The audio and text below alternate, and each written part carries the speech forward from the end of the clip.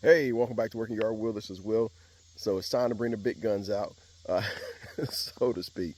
Uh, Still out here dealing with a few animals that like to chew on the trees and some of the vegetables that are left over. I've been using, like a ball type compressed ball repellent that has garlic and rosemary and different things kind of smashed together, and that helped to a certain extent.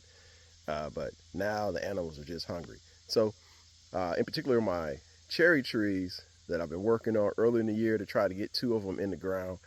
And one of them is looking really bare uh, because the deer have been coming up and chewing on it. So let me show you guys that. Before that, what I'm going to work with is this item here. This is deer route. Deer route is something I've used in the past. Uh, just mix it up with some nice amount of water, put it into your container, and go around and make it like a little perimeter. And it's all natural, so minty fresh, as they say, and won't wash off. And I can attest to that. It does have a pretty strong fragrance, and it stays out there for quite a while. So stay tuned. Working Yard Will. Hey, and welcome back to Working Yard Will. This is Will. So I'm out here messing around the garden again. It is a warm day. We've had some pretty warm days out here in the garden. And so the other day I came out here with a little bit of a deer out to try to go around the perimeter of the garden because evidently the deer don't care about those little smell goods I put out here. And I'll show you guys what I'm talking about. But they just kept right on in and got to their favorite tree, my cherry tree. So let's check it out.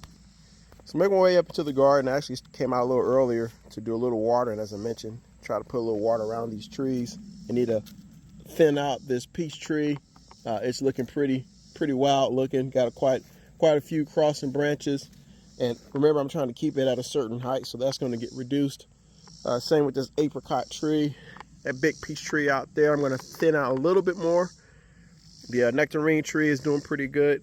The fig tree that I transplanted from back in the corner is doing really good. Chicago Hardy. Got another fig tree over here in this corner that's looking pretty good. I'm hopeful that my apples will produce something this year. I got quite a bit of growth on this one. And yes, the Japanese beetles did chew up my leaves pretty good. This is another apple tree. But the reason why I'm showing you guys this is the cherry tree.